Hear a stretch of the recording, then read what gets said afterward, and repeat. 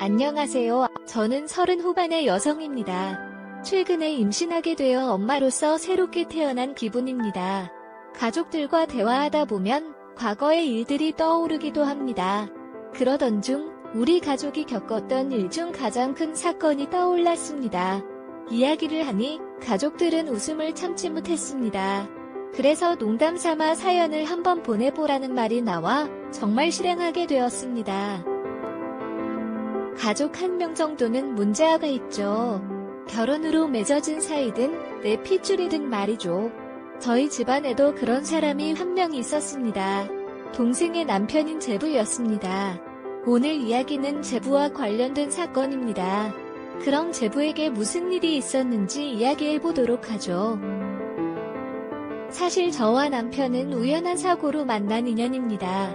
어느 날 저는 혼자 차를 타고 여행을 떠났었는데 차가 고장나서 막막한 상황이었습니다.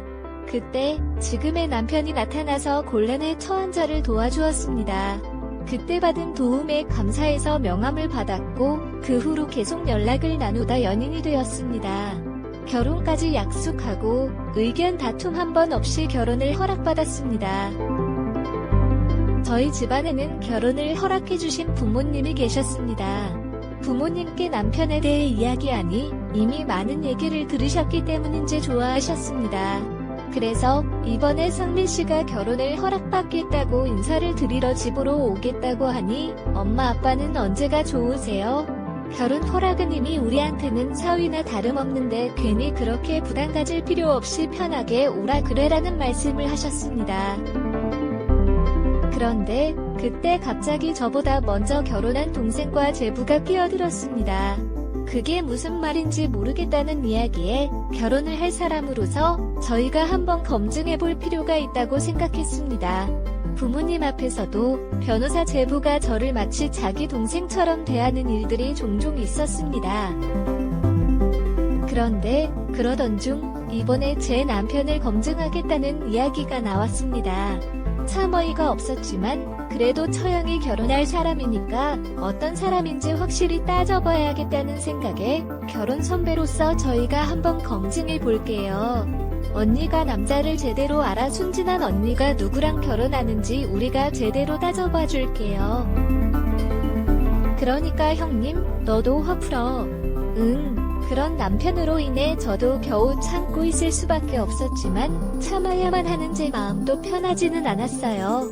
다행히 저희 부모님께서 제부와 동생의 행동을 보시곤 일부러 자리를 일찍 끝내주셔서 동생 내외의 꼴 보기 싫은 모습을 더 보지 않아도 돼 다행이었습니다. 그래도 곱씹어보니 정말 괘씸하더라고요. 어떻게 제가 결혼할 사람에게 그런 태도를 보일 수 있는 건지. 앞으로 가족이 되어야 할 사이에 결혼 전부터 이대로 넘어가면 안 되겠다 싶은 생각이 들었습니다. 동생 내외가 나중에도 실수를 할까 싶었던 저는 그날 일을 짚고 넘어가려고 동생에게 전화를 했죠. 너 그날 제부랑 일부러 누구 파혼시키러 온 거야? 뭐야? 내가 그날 얼마나 참았는지 알아? 무슨 소리야? 또 우리가 뭘 대체 무슨 생각이면 어떻게 가족들 사람한테 그렇게 무례하게 굴어? 그럴 거면 오지나 말지. 진짜 왜 그러는데? 부모님도 참견 안 하시는 내 결혼을 두 사람이 왜 그러냐고? 아마 언니 정말 말 이상하게 한다. 우리가 뭘 어쨌다고 그냥 말면 마디 좀 한 것 가지고 왜 그래? 그러게 엄마 아빠가 가만히 계시니까 우리라도 언니 결혼 걱정하느라 그런 거지. 언니는 걱정해줘도 난리야. 내가 선택한 사람이고 내가 책임질 결혼이야. 결혼을 해도 내가 하고 이혼을 해도 내가 하는 거지. 제부랑 내가 회방 놓는다고 내가 결혼을 안 하겠어. 됐고 앞으로 식구 될 사람이야. 너한테는 형부가 될 거고 제부한테는 손님동사 되니까 둘 다 앞으로 행동 똑바로 해. 제부한테도 앞으로 조심하라고 똑똑히 전해 알겠어. 그냥은 넘어갈 수 없었던 저는 그렇게 동생에게 단단히 경고를 했습니다. 그 정도 말을 했으면 동생도 알아들었을 거라 생각했죠. 그리고 저는 결혼 준비를 하느라 정신없이 바쁜 날들을 보내고 있었어요. 그런데 얼마 뒤에 동생이 저희 커플과 다 같이 보자며 연락이 오더라고요. 다들 바쁜 와중에 갑자기 왜 그러나 싶긴 했지만 그때까지만 해도 저는 별 걱정을 하지 않았어요. 이미 결혼이 확정돼 결혼 준비가 한창 진행 중인 상황에 저번처럼 더 이상 트집을 잡을 거리도 없을 테고 제가 그렇게까지 얘기를 했으니 조심할 거라 생각했습니다. 그래서 저는 제가 저번에 화를 낸 일로 두 사람이 저희에게 사과를 하려는구나 싶었어요. 안 그래도 직접 사과를 받아야 되겠다고 생각했던 저는 두 사람에게 지난 일에 대한 사과를 들을 생각으로 남편과 같이 동생 부부를 만나게 됐습니다. 그런데 그 자리에서 제부가 냅다 호칭 얘기를 꺼내더라고요. 알고 보니 그쪽이랑 나랑 우리랑 같은 고향 사람이더만 그럼 우리가 원래라면 형님 동생 해야 하는 게 맞는 건데 맞지. 세대가 좀 차이 나긴 한데 동네가 좁으니 몇 달이 건너면 알 수도 있으니까.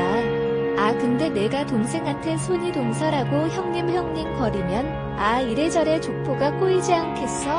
동생도 나이 많은 내가 형님이라고 높여 부르면 불편하고 부담스러울 거 아니야? 그리고 나도 나이가 있고 사회적인 지위가 있는데 아무래도 동생한테 하드 들을 만한 위치도 아닌 것 같은데. 근데 뭐 장인 장모님 입장도 있으시니까 어른들 앞에서는 나한테 동서 취급하면서 말 편하게 하고 평소에 우리끼리 있을 땐 나한테 존대를 좀 해줬으면 좋겠어. 저희 남편 보고 형님이라고 못하겠다는 제부는 되려 이 사람인 제 남편에게 자신을 형님 대접하라고 말하고 있었습니다. 그 와중에 저희 부모님 눈치를 보긴 하는 건지 그 앞에서만 말을 놓으라고 말이에요. 장난하는 건가 싶어 가만히 있던 남편 대신 제가 따져 물었어요. 제부, 지금 대체 무슨 소리 하는 거예요? 결혼하면 집안 내에서 지켜야 하는 약속이 있고 위기질서라는 게 있는데 지금 나이 가지고 따지는 게 어딨어요? 그럼 제부 나한테는 왜 처형이라고 존대해요? 그러면서 지금 제 남편만 무시하겠다는 거예요? 아이 그게 아니라 처형은 처형인 거고 내가 손이 똥싸한테 형님이라고 하면 그건 누가 들어도 윗사람 대접하는 거 아닙니까? 나이로나 직업으로나 제가 윗사람 대접 받아야 맞는 건데 고작 동서지간이라고 그렇게는 못하겠네요. 제 말이 무슨 말인지 못 알아들은 건 아닐 텐데 제부는 계속 그런 억지를 쓰더라고요. 그런 제부의 모습에 기가 막혀 한마디 더 하려는데 정작 무시를 당하는 제 남편은 웃고만 있었죠. 아무튼 동생 내 말 잘 알아들었지. 나는 앞으로 동생이라 부를 거니까 앞으로 나한테 형님 대접받을 생각하지 마. 예, 그럼요. 제 고향 선배님이신 때 제가 눈치껏 잘하겠습니다. 열이 풀풀 나려는 저와 달리 대수롭지 않게 웃어넘기는 남편의 모습에 저는 기가 차서 말도 나오지 않았습니다. 남자들의 세계가 원래 다 이런 건지 저로서는 도저. 올라오고서부터 자주 저희 남편을 부르는 일이 있었습니다. 저희 남편은 자영업자이며 바쁜 일정을 가지고 있었지만 이 이모는 자기 편할 때마다 불러내며 안달이 났었습니다. 이 이모는 늘 저희 남편을 자기 밑으로 생각하는 듯이 보였으며 같은 집안 사위의 동양 사람이라서 그런지 가족 간 위계를 중시하는 경향이 있었습니다. 이 이모는 세차 일을 하는 저희 남편을 항상 자기 멋대로 규정하고 무시했습니다. 이러한 상황을 보면서 동생이 학창시절에 어땠을지 생각해 볼 수 있었습니다. 세차 일이라는 것은 대단한 기술이 필요한 것도 아니며 그냥 사람이 멀쩡하다면 할 수 있는 것입니다. 그렇다면 동생도 어떻게 살았을지 뻔히 보이는데 가난한 집안에서 태어나서 공부에 손을 놓았을 가능성이 크다는 생각이 들었습니다. 그런데 이러한 생각을 하면서도 제가 부드럽게 언어적으로 수정을 해야 한다는 과제에 직면하게 되었습니다. 그래서 저는 이 이야기를 더욱 전문적인 어조로 바꾸면서도 가능한 한 형식적인 어조는 지향하기로 했습니다. 그래서 이 이모의 행동과 동생의 과거를 재구성한 내용은 그대로 유지하면서 재구성된 내용이 더 이해하기 쉽도록 일부 단어와 문장 구조를 조정하였습니다. 올라오고서부터 저희 남편을 자주 부르기 시작했습니다.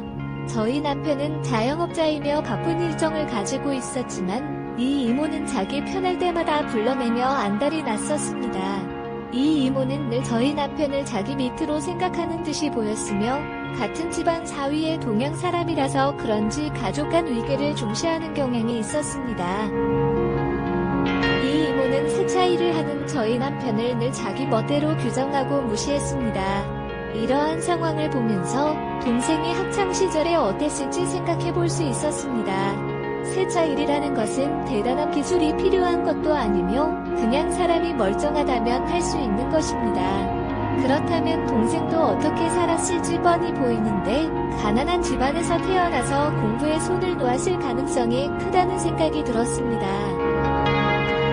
그러나 이러한 생각을 하면서도 이 이모의 행동과 동생의 과거를 재구성한 내용은 그대로 유지하면서 재구성된 내용이 더 이해하기 쉽도록 일부 단어와 문장 구조를 조정하였습니다.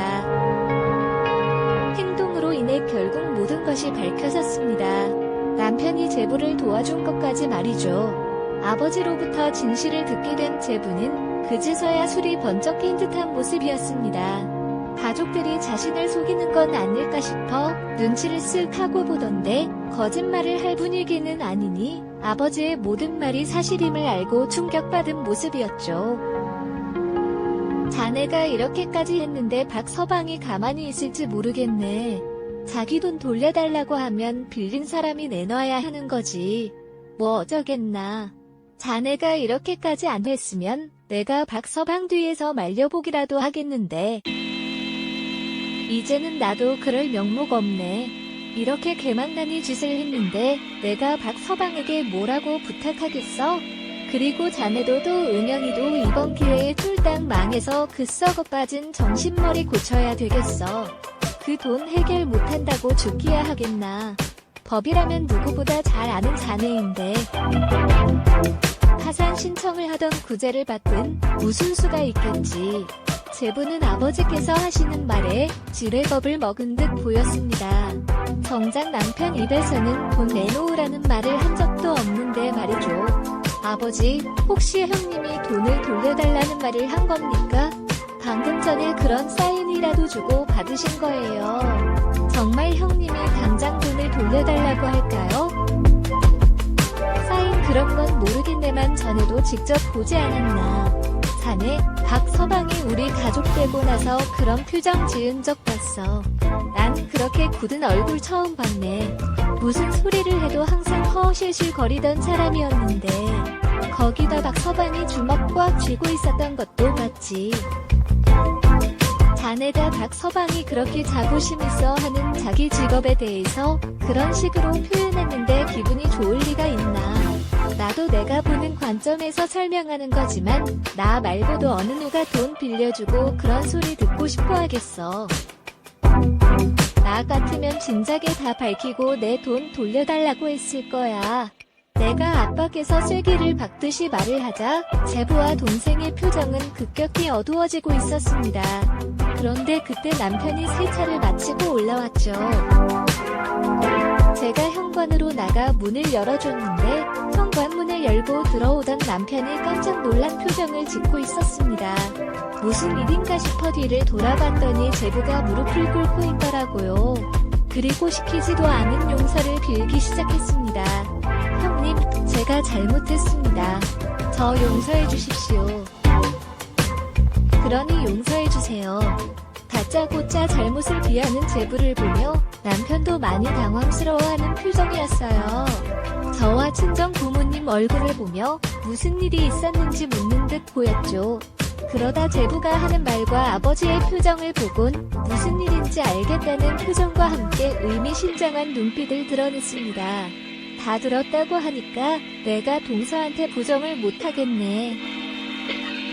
그러면서도 이번에 도움 주시면 제가 곁에서 변해가는 모습 직접 보여드리겠습니다. 그러니까 이 베풀신 도움 당장 카프라는 말은 제발 좀.